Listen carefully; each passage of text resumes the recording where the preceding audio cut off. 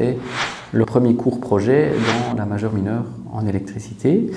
En deuxième année, c'est lié à un cours de circuit électrique et puis il y a un projet qui est un projet de conception d'un petit circuit électrique. C'est un projet lié à un cours. Ça nous permet vraiment de contextualiser les apprentissages vus au cours. Semaine après semaine, on apprend quelque chose au cours et pratiquement la semaine d'après ou la suivante, hop, on la met en pratique au laboratoire. Et donc ça permet vraiment d'avancer théorie, pratique tout au long du quadrimestre. Des attentes du cours, c'est beaucoup comparer la théorie et la réalité. Quelles sont les performances théoriques de notre modèle, de notre dispositif et quelles sont les réelles performances du circuit.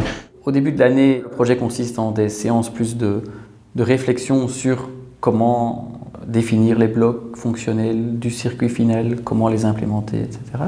Ça, c'est une partie vraiment de discussion autour de la table.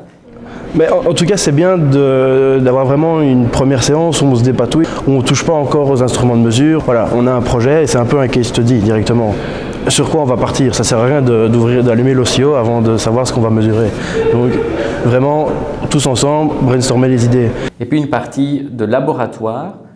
Et évidemment, ces laboratoires sont modifiés chaque année de telle sorte à ce qu'ils puissent servir de boîte à outils spécifique au projet de l'année. On avait un cours sur le côté où on apprenait un peu à utiliser les composants électroniques comme les ampli-op. Et les laboratoires nous permettaient de vraiment bien comprendre en détail les possibilités qu'offraient les ampli-op et de pouvoir les appliquer. Une fois qu'on avait nos circuits qu'on voyait au laboratoire, souvent ils étaient très forts en lien avec le projet et on a pu les mettre vraiment en pratique pour le projet. On n'a jamais eu la sensation d'être perdu ou quoi, parce que tout ce qu'on avait besoin, on l'avait déjà en partie fait au laboratoire. On essaie vraiment de développer au cours du projet une approche de comment concevoir un système depuis la réflexion théorique, les calculs sur la fonctionnalité, à l'implémentation, à la description par des blocs fonctionnels d'un système, à la réalisation de ces blocs fonctionnels, dans ce cas-ci à l'aide de circuits électriques, et puis à la validation, au test du système global. Et donc c'est vraiment les deux objectifs qu'on poursuit. D'une part, contextualiser le cours, d'autre part, apprendre la démarche d'ingénieur.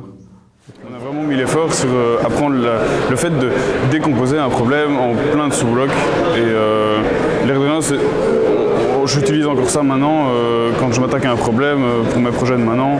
Il y a deux types d'évaluation. D'une part, une démonstration en fin d'année orale. On leur demande de nous expliquer ce qu'on va voir lors de la démonstration, d'introduire leur projet, de nous expliquer quelle est la méthode qu'ils ont suivie, de nous montrer par des mesures bien choisies que leur projet marche. Ensuite, il y a un rapport. Un rapport est quelque chose qui est très difficile à écrire quand on est en bac 2.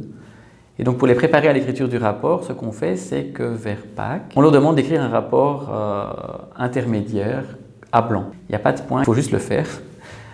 D'une part, parce que ça permet aux étudiants d'écrire déjà un brouillon de leur rapport final. Et d'autre part, parce que nous, on les évalue et on fait un retour. D'une part, un retour global en auditoire. Quelques groupes ont proposé, en ce qui concerne la réalisation du système complet maintenant. On passe en revue en fait l'ensemble des critères d'évaluation.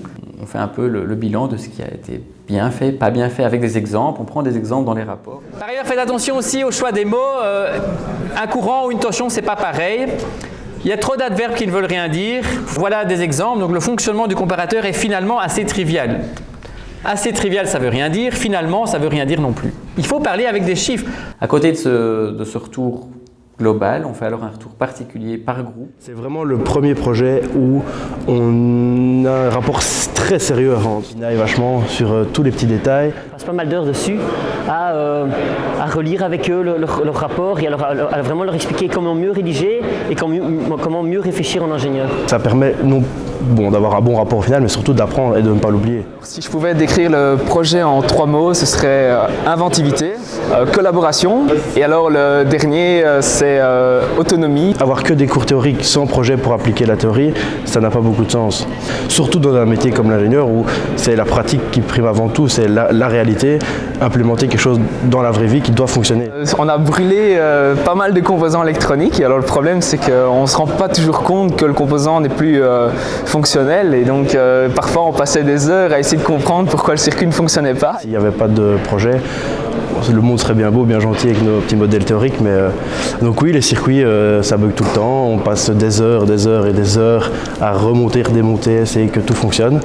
Mais c'est ça la beauté de l'électricité, j'ai envie de dire.